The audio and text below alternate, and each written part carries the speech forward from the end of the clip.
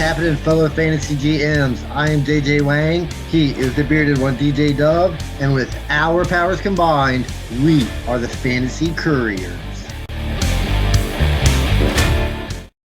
Okay, we are right upon July, also known as the dead month in the NFL. This is when all we can hope is to survive and that our players don't do anything stupid. Over Which is under, very two hard these guys, days. over under, two players doing something stupid that gets them suspended this year from the NFL. Probably over.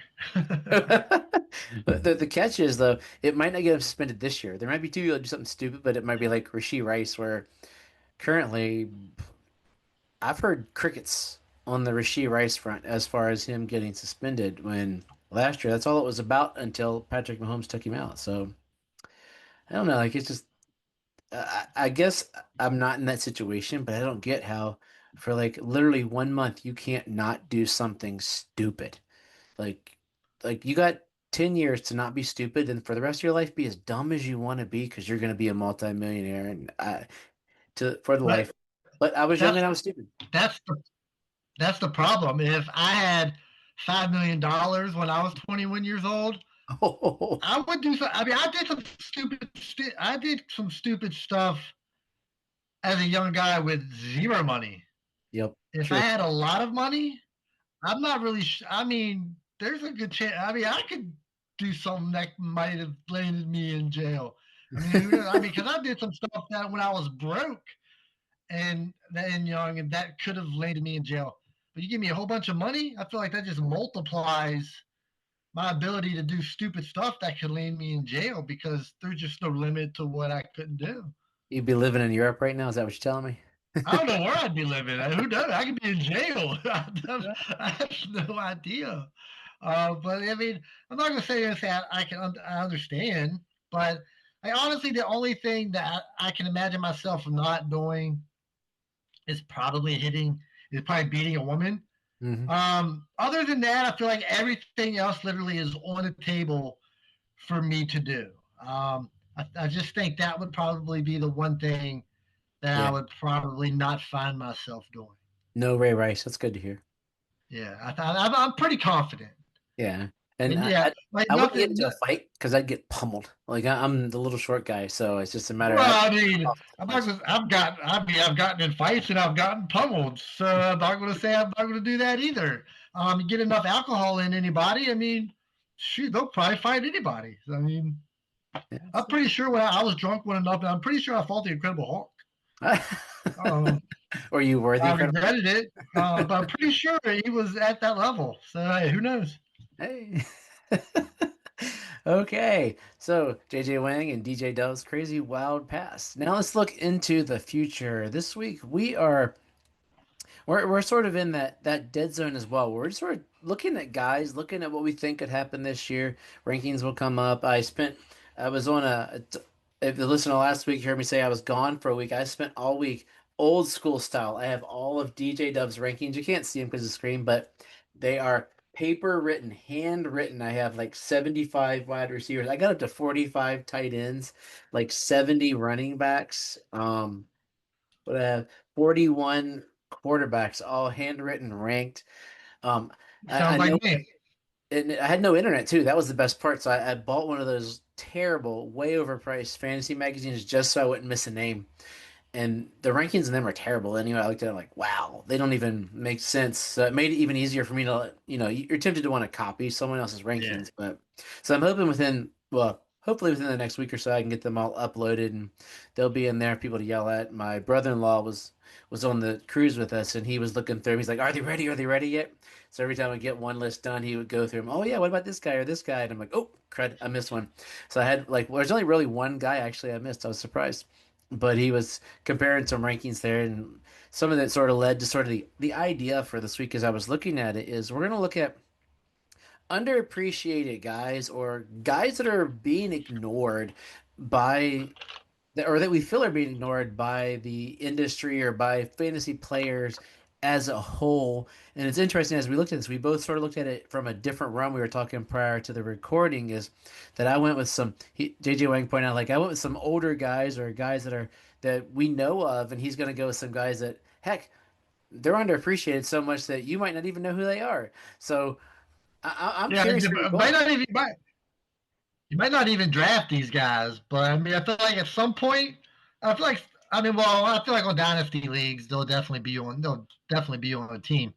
Um, but yeah, you might not even start these guys this season, but I haven't heard anybody really talk about them a whole lot. But you never know. You never know what can happen. I'm gonna let you go first. I'm curious. Now, I want you to go first with your quarterback because my quarterback literally plays on the same team.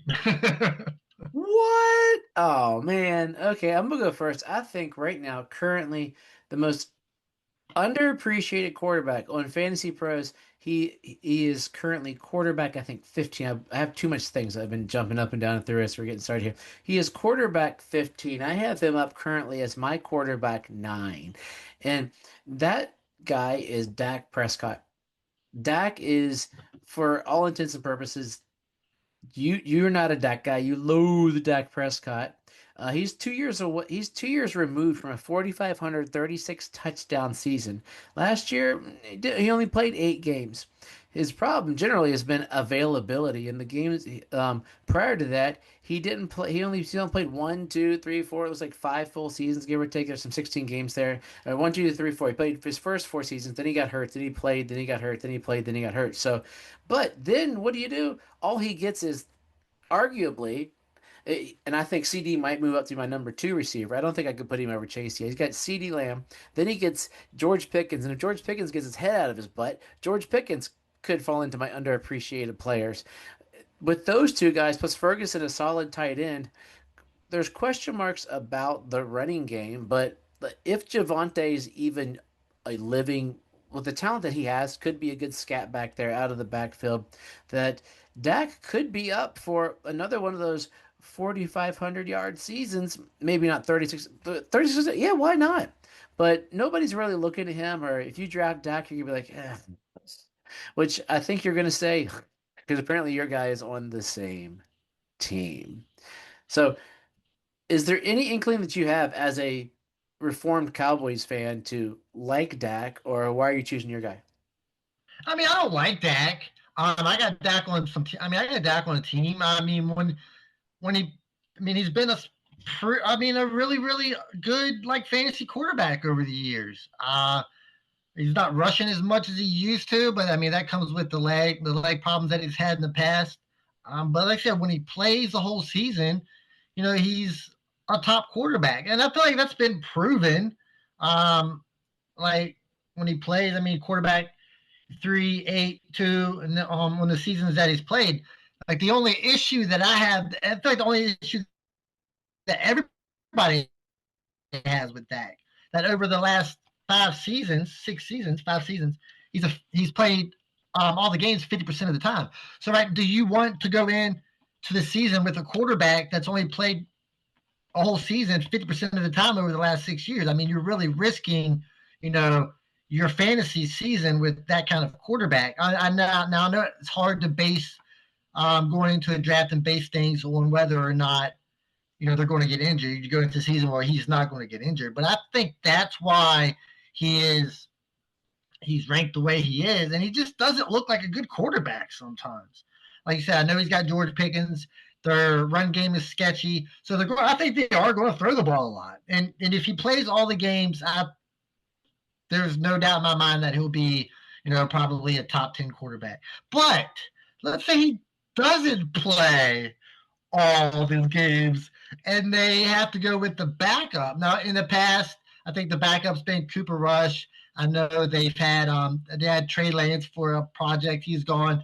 But this year, their backup's going to be Joe Milton. I know Joe Milton probably there's not a lot of fans of Joe Milton, but as he was drafted he was drafted by the New England Patriots.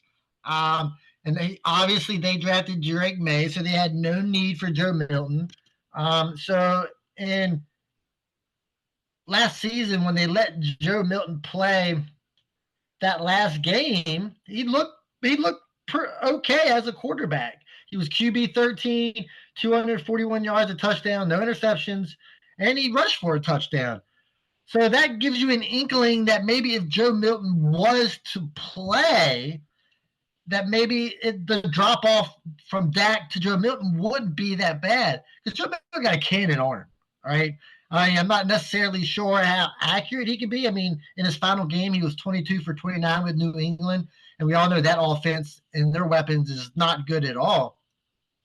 So he's got some receivers that George Pickens, fling it deep. He can go up and get it. CeeDee Lamb can catch anything in his vicinity. So if Dak Prescott doesn't play a whole season, I think Joe Milton could be a guy that absolutely could maybe help you replace what Dak Prescott brings to the table. Like it or not. Not really. I like Joe Milton. I don't know because Joe Milton played against the Bills in Week 17, put up all these stats against the Bills JV squad. So who knows? I mean, Joe Milton, but coaches are raving about him. But then again, it could be coach speak to find Jerry to waste some draft picks on a quarterback to poke in there. I mean, Joe Milton's the guy. He'll be sitting there on your waiver wire, and then you're gonna have to spend all your fab unless you're following JJ Wang, and you're gonna put him on there at roster spot 15 to burn your roster spot for the year. I mean, in dynasty leagues, yeah, he is roster. People have him somewhere because rosters are 28 to 30 some, and really the goal of dynasty is that you waiver wire is almost fruitless because you got so many guys on squads. So he's there, and I mean, if Dak goes down, we're not got much of a choice. And I would hope. I mean, I was looking up cannon arm guys. I mean, the biggest cannon arm in the last what 15, 20 years was Jamarcus Russell, and he was a really anyway, Jamarcus Russell. So, but cannon arms, we'll see how it goes. He's young. But how many guys with cannon arms have succeeded? You're bringing up like one guy. You're just bringing up a guy who had a cannon arm who didn't succeed. There were a bunch of guys. There was a bunch of guys with sissy arms that didn't succeed. But there's a bunch of guys with cannon arms that have succeeded. So I feel like you're intending to not bring that guy up. So if you want to bring up Jamarcus Russell, I'll bring up a guy from the other end of the spectrum in Josh Allen. Josh Allen had a cannon arm. He literally sucked the first 2 years of his career. And then he actually figured it out. So, I mean, if you want to go the opposite end of Jamarcus Russell, I'll just go the opposite end and go with Josh Allen, correct? Yeah, well, it's ironic. I just did a a Google search for cannon arms. Here's the names. I said Brett Favre, Josh Allen, Patrick Mahomes, Joe Milton is the third guy on the list. How about that? Yeah, see? Michael Vick, Aaron Rodgers. My favorite one on here is JJ McCarthy. Hold on. Repeat all those guys. Jamarcus Russell, JJ McCarthy. I lost some of them. I forget who they were. Michael Vick. He didn't play very long. He just ran a lot. So I mean, he never used his cannon arm. I bet you that's the stupidest thing I've ever heard in my life. That's the only thing you use. Michael Vick was spectacular. Brett Favre, Josh Allen. So yeah, so it could be there. I mean, but we're also looking at guys after the season, so we could go on both scales of that. So I don't know what to think of Joe Milton. Honestly, he's not in the DDW rankings, I don't think, because I have Dak so high. I guess that could be part of it, but I guess I should pencil him in here as number 41. What do you think? Absolutely. Put him on. He's got to be on the list, man. He's got to be on the list. I'll write him in as we're going, and you tell us who your next guy is. All right, so my next guy is, of course, it's going to be another backup. Really? Who's he play for? He may not play because the running back in front of him is always pretty impressive. I got to bring up my running backs real quick. He's always pretty impressive, and that's of course, is Josh Jacobs. We all know what Josh Jacobs does. I mean, the last few years, for the last 5 years, he's been a top 12 running back. The year that he wasn't in Las Vegas, when he played 13 games, he was running back 28. But last year, he had 1,300 yards, 15 touchdowns, a whopping 300 carries. So when he plays, yeah, he's going to get all the carries. That's obvious, and he's going to be good. But if you look at it, all starting running backs that play for Green Bay are basically good over the last few years. We had Aaron Jones, he was good. Josh Jacobs, he was good. So if Josh Jacobs, like I said, all all my guys are tendencies of whether or not they get hurt. So if Josh Jacobs happens to have a bad season, goes down and gets hurt, I'm looking at Marshawn Lynch. Marshawn Lynch. That'd be That'd be awesome if it awesome. was He'd be really good. Marshawn Lloyd. I think it was a second or third round draft pick last year. I'm pretty sure. So he's got draft capital. I mean, they've still got him under his rookie contract for the next 3 years. Third rounder. Is that what you said? Or three? Yep. Yeah. So Yep. 80. I mean, that's about the average range of that, running back goes that still eligible to, that might get some play. Like really played, I think only one game. Like I said, he got hurt. So really don't know exactly what he can do. But coming into this season, looking at, he says he feels great. He's 100% healthy. I mean, he can catch the ball. He's okay at pass blocking, so that'll help out. That'll help out too. But I think like all backups should be rostered. Like I said, if you're just speaking dynasty, of course he's going to be rostered. But I think if he gets the playing time in this offense, I think he might stay. He could manage to be, somebody that you're going to start every week. Of course, based on what Josh Jacobs does. Any thoughts on Marshawn Lloyd?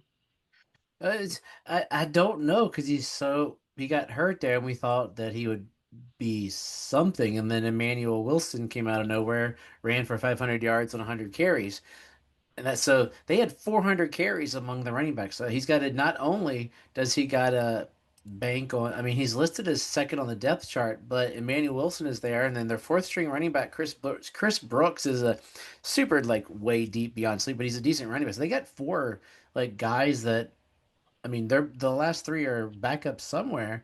So if the with running backs, all running back twos pretty much should be rostered for the most part, or else you're going to lose your fab.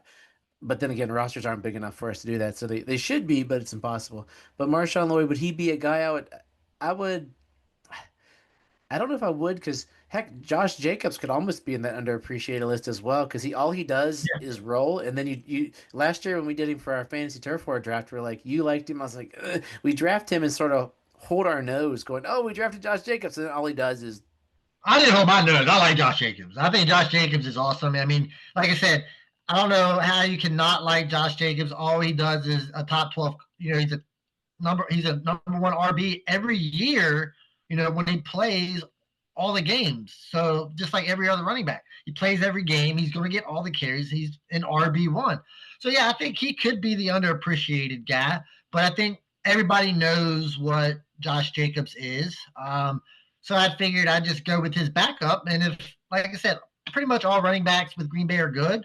So I'll just go. I'll just follow the line. And when Josh Jacobs goes down, Marshawn Lloyd will be the guy. yeah. I'm going with like the opposite theme. I'm choosing guys that get hurt all the time. That's been my theme. So it was Dak getting hurt, and I'm going to roll into my other guy who people are like, underappreciated. Yeah, I'm looking at the guy right now who, according to Fantasy Pros, is the running back 8, but overall he's sitting at player I think 18 because nothing's loading very fast right now. It is a player. He's sitting at player 18 because wide receivers have moved up that list as well. I mean, he's getting drafted right there beside the tight end 1. So that's Christian McCaffrey. Christian McCaffrey is the scariest football player from every standpoint of the league. If Christian McCaffrey plays, and he plays all 16 or 17 games, depending on through in the playoffs, that dude could be scary good, and he could walk out as the player 1 in fantasy for the year. The problem is Christian McCaffrey has a problem playing every game of the year.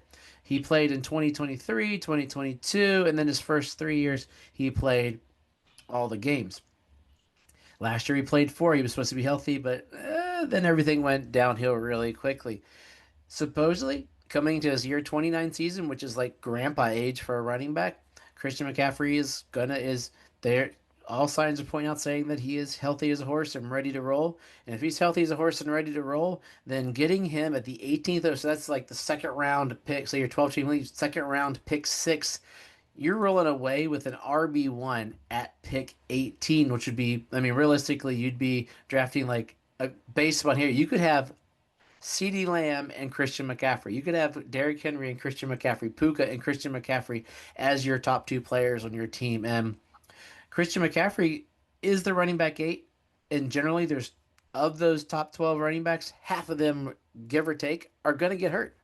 So this year at that pick in the second round, I think people are sort of you're not hearing. Usually we're like let's not talk about Christian McCaffrey because he's so good. We know now everybody's like if you draft Christian McCaffrey, you're probably like how I'm saying you hold your nose and pick him for Josh Jacobs.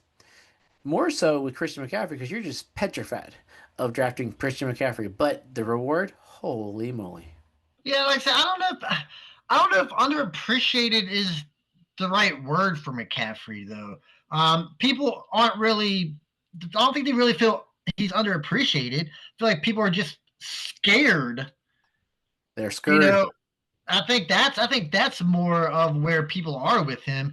They're scared to draft him. I mean, he left a nasty taste in your mouth because nobody knew he wasn't going to play until right before the first game of the season, and then he only played in one or two games after that, and then what is it, tendonitis or arthritis or whatever he has in his legs, in his Achilles or whatever. I mean, I thought that's kind of scary. I'm, I, I don't. People would draft McCaffrey if it wasn't for that. So I don't know if underappreciated is the way I feel about Christian McCaffrey. I'm just scared that what's like what's his health situation. Yeah, if he's healthy, I will take Christian McCaffrey. But at running, yeah, at pick 18, if I'm sitting there, do I want like and I take a receiver? Do I want my number one running back to be Christian McCaffrey at pick 18? Absolutely. But I am absolutely petrified of him not really playing that much. And what if Kyle Shanahan decides, all right, I'm not typically like to play my running back all the time, but what if he like changes his mindset a little bit and decides not playing McCaffrey every down, and then that takes away his value too. So at pick 18, you can say he's underappreciated, sure, but I think everybody is just more scared of Christian McCaffrey than underappreciating Christian McCaffrey. Yeah, in my dream world with McCaffrey, he does do that, and he just makes him like lets him get those 100 catches that McCaffrey used to get, and takes down some of that pound, and he that would make him just as valuable, to be honest. I mean, he was bonker balls in 23, but he had 67 catches. But if you look early in his career when he had those 100 catch seasons, that would be I would rather have him run for 1,000 yards on 200 carries and get 100 catches than 272 carries and 1459. So I'd much rather that. That'd be amazing. Okay, let's look at receivers. Which guy should I go with? Should I go with the hurt guy? Should I stick with the hurt angle, or should I go with our favorite guy? We'll talk about him a lot later, I think, right? You go with whoever you want, man.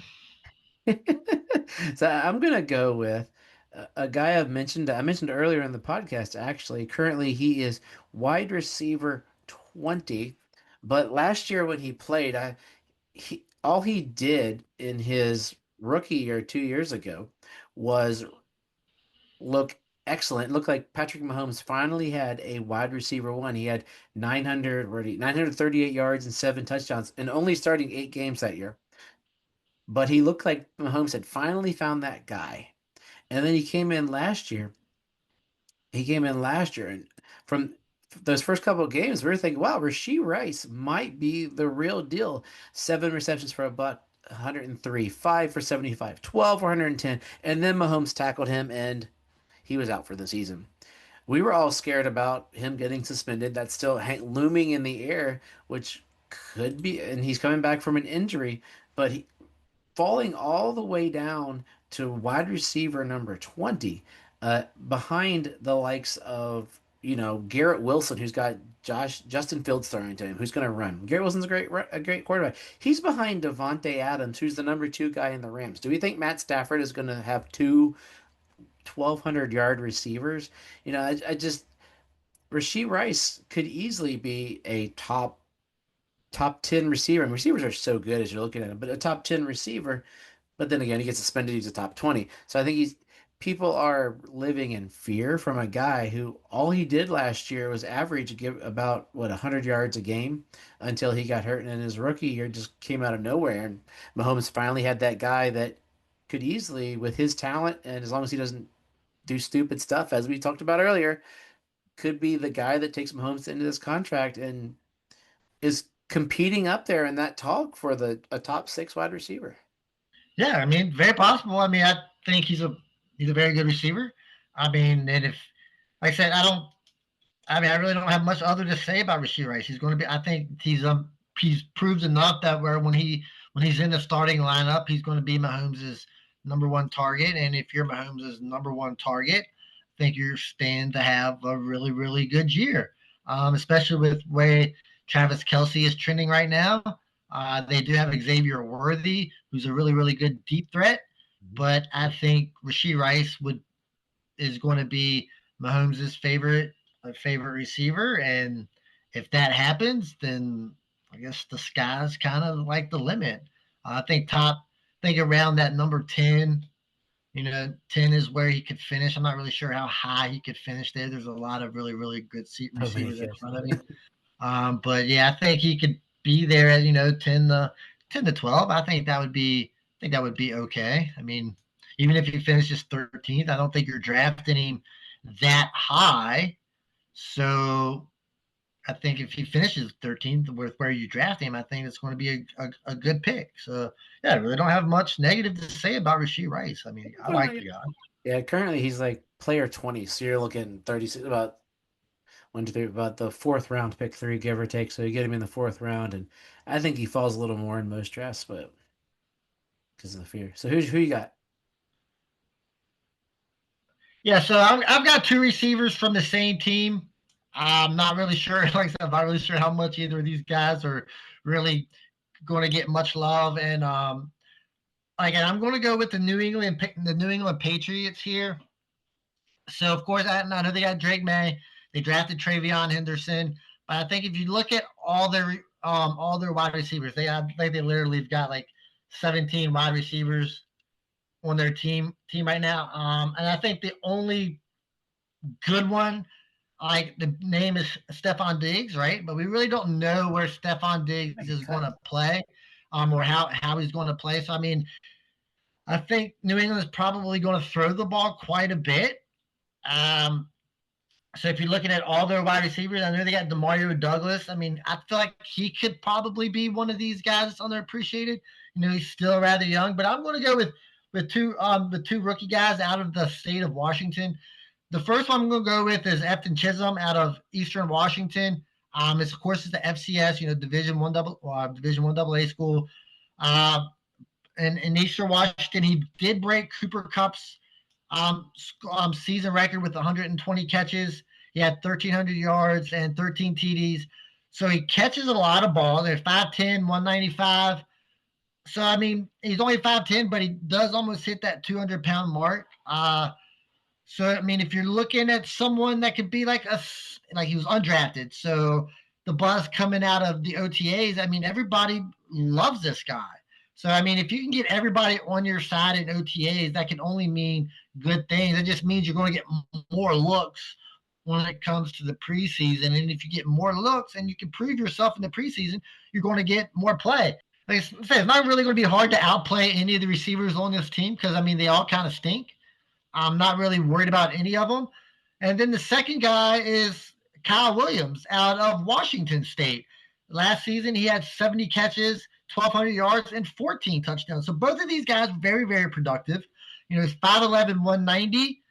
So they kind of both play like that wide receiver slot guy. So I know it's going to be tough for maybe both of them to get in at the same time. But, I mean, if you're only looking at Stephon Diggs and if Kyle Williams and Efton Chisholm is the second, third best receiver, why not? Why couldn't they both get play? So I think if you're looking at wide receivers and late guys that could actually stand a chance to actually play, I think this is the perfect team for it. I think Drake May can make a lot of guys look good. So I think Efton Chisholm and Kyle Williams going into the season, I think I'm very underappreciated because I haven't heard anybody say anything about him. Efton Chisholm was brought up to me by a friend in another league who's actually on the podcast a while back. So he wanted me to talk about him, and that was kind of like the first I've kind of heard about him. Then I've looked into him after that.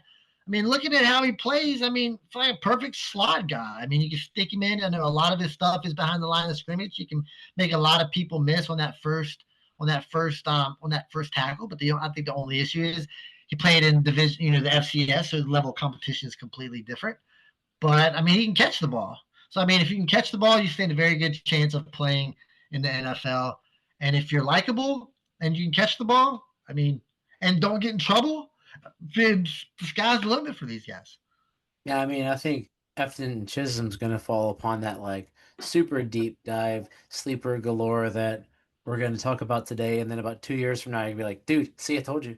Because I remember hearing that about that Welker kid or that Edelman kid. Then all of a sudden, they like their little slot receivers that fit into that hole, and he seems like he could be that next guy Kyle Williams people are talking about. And we'll see how the talk goes after we get through this. It's like we're coming off the edge of like rookie hype season where everybody's like, oh yeah, rookies, let's roll. Rookies, rookies, rookies. Because currently he's listed as one of their starters on the depth chart. He's the third Yeah. wide receiver. So you got on there could even be like Mac Hollins, who's always been sort of that guy that pops in. You're like, oh, he's had a couple good games. He's a solid receiver. Then the fro comes out. But yeah, they got like a Yeah, not gajillion. too worried about Matt Collins. Yeah, not too Oh, he's not. He's going to be that guy that's like pesky. He could be my Nick. What's his name from the Titans last year? Who plays for the worried. Westbrook Dolphins. Keenan. Westbrook Akina. He could be like that kind of pesky. I think with Drake May, if he's going to sling the rock. I mean, he needs 8 quarterbacks. I mean, remember Javon Baker from last year, who we loved? Hmm? Yeah, he's still there. Jalen Pope got drafted high. Yeah, the Patriots are terrible at drafting receivers, so it could make Chisholm more valuable because he's an undrafted free agent for them since they didn't really draft him. But yeah, it'll be curious to see what filters out because I mean, at one point there were even talks that that Stephon Diggs was gonna not be on the Patriots this year. Like there was Yeah, there, he's doing. Speaking of people doing stupid stuff, I mean, hey, he's out here doing stupid stuff on boats. I mean, so who yeah, knows what who knows what Stephon Diggs has going on in his life? and is Vrabel gonna want to mess with that? Just knowing that Stephon Diggs is on the tail end, and if he's honest with himself, knowing the Patriots aren't winning the Super Bowl this year, like I don't know if anybody is that honest with themselves because they think they're always the best, but I think let's be honest here. So let's close out here. I'm going to close out with a tight end that I am higher on than a lot of other people. Let's see where I threw him. I got to go to paper. Sorry, I haven't put my. He is. You're going to love this. He's my tight end 5. He's tight end 11 for fantasy pros, but he's going into a situation with my favorite coach in the NFL, I think. Oh my god! You know, Oh. he's got the greatest quarterback on this side of the I century. guess he's. I guess we're probably going to be talking about the next Antonio Gates here. I mean, he's Oh, probably where. he's going to be there. He's supposed to be the joker for the team, and that is Evan Ingram. Evan Ingram last year, you had me all excited for Evan Ingram. I had Evan Ingram up there, and then he did nothing more than crap the bed. But as did pretty much everybody not named Brian Thomas Jr. on that team. But Evan Ingram is now going into a situation with a team that's going to pass, a team that's on the upswing, A team and that may not lose a game all they're not going to lose season. any games. They're going to make my 72 Dolphins look like chop liver. Yep, And That's absolutely. that's the amazing, outstanding Denver Broncos and the greatest football coach since Don Shula, Sean Payton. And he's going to make Evan Ingram, and we're not going to make him Antonio Gates. We're going to aim a little, Jimmy Graham. He's going to be his Jimmy Graham at age 29. And I think, but realistically, you're looking, he's being drafted as like in the land of dead tight ends, like tight end 11. Like realistically, I could be honest and say, Evan Ingram should be like 7, 8.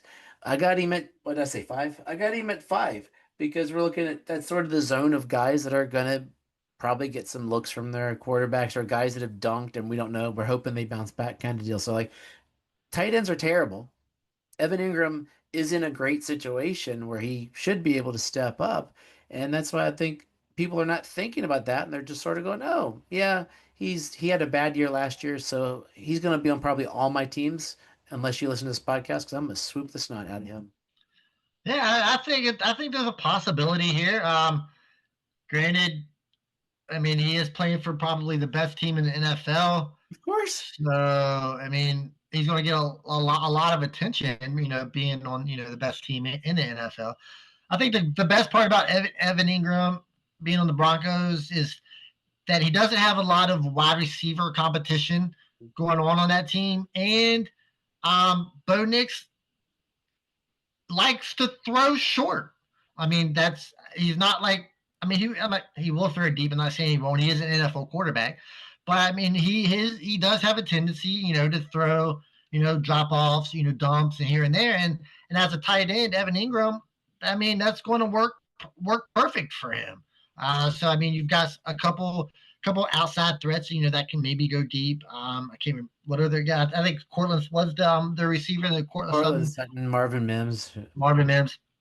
So I mean, like I said, there's not a lot of competition, and I think there is a real possibility of Evan Ingram being possibly the greatest tight end to ever play the game, with the greatest coach to ever play the game, with possibly the next Peyton Manning, in the backfield, plus probably the next LaDainian Tomlinson in the backfield as well. I mean, this could literally be the best team to ever process in the NFL. Hey, So y'all heard it first. And just to revisit the cannon arm thing we were talking about, did you know Bo Nix had the longest air yard pass in the entire 2024 season? So my goodness, this team is in this 51-yard pass to who was it to Marvin Mims was the longest air pass of the year last year. So cannon arms galore today. yeah, I mean, he is. I mean, he's a big guy, but like he doesn't. He's not known for his deep ball. But yeah, I think Evan Ingram does actually stand a chance for being a pretty good tight end. You got any more guys, or did you double up on the receivers? That was it. Yeah, that was it. Okay, so we're riding. It looks like it's going to be Evan Ingram. That's who we're rolling with. I mean, Kyle Pitts, nope.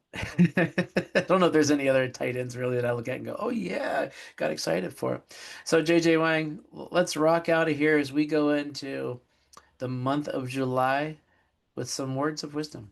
I just got a question for you. So I'm looking. I'm in a league. I got several starting quarterbacks. I need to make my running back room a little better. Right now, I got Michael Penix and J.J. McCarthy. Who would you trade first? Michael Penix. Michael Penix. Not What do even you a, think? What do you think Michael Penix trade value is? What kind of running back could I get for Michael Penix? as weird as it sounds, it's Superflex. Yeah, As weird as it sounds, he's worth to most people, he's worth more than you hear the argument. Michael Penix had this great end of the year. He was good. Drake May looks like he could be a really, really good quarterback, but you can get more for Penix, which is odd. Running backs, it depends upon the like of I mean, if it's a super flex league, you should be able to get a very good running back, probably mid to, I mean, what, Jonathan Taylor for, I mean, if people are that high on Penix, you got to find someone who's high on him, though. Like, I wouldn't, yeah, yeah. I don't think that even that high is anybody will bite per se, but for a What do you think of a Travion Henderson? I don't think I don't know if they would do it. I don't know if I'd do it personally because I don't know what to expect out of a rookie. Like I would start with like Bucky Irving for Penix because I'm in love with Bucky Irving. He would be one of my I think one of my top guys, which we would probably visit So soon. what about R.J. Harvey? You need a running back this year though, right? I mean, I don't necessarily need a running back. I Oh got a yeah. pretty good running back room. I just want to fill out my running back. I want to fill out my running back I room. mean, I think we're a year out from RJ Harvey. I think this year RJ Harvey's going to be more of a flex guy because I think they gave Dobbins enough money to say Dobbins is the RB1 de facto, and then RJ Harvey will be that he's still going to play this year, but not what we had hoped about 4 weeks ago. 4 weeks ago, RJ Harvey, heck yeah, but I mean, but it's still super flex. I bet you could get if you want art, you could throw in one of those like RJ Harvey and a piece because everybody's so low on RJ Harvey. You could probably get more out of that because in super flex quarterbacks, even rookie. I mean, even rookie guy, even younger guys like Penix, who people are sort of divided. I mean, for the season, he's only quarterback 24 personally. Like he's sitting in the Bryce Young, Geno Smith 2025 kind of year. Oh, I also got Geno Smith on my team too. He's in between those two. Just give Geno Smith away for a bag of potatoes. But he's in between those two guys in the Sam Darnold realm. Anthony Richardson's right there with him. So I mean, I think you could get someone. You could get R.J. Harvey. I would aim high. I'd go for a Bucky Irving and work my way back from there. But it is who it is. I have a question I've been trying to ponder. My rankings really say Indianapolis quarterback. Who's starting for Indianapolis week 1? I think probably Daniel Jones. Yeah, me too. That's what I was thinking. So I'm basing everything on it. I just think Anthony Richardson is so bad. So there you go, guys. We have no wisdom for the week. The wisdom is we'll talk about it next week, but do your research this week. Make sure you watch the Nathan's hot dog eating contest because there will be a segment on it in next week's podcast. So as Oh, always, man. As always, trust yourself and trust the process.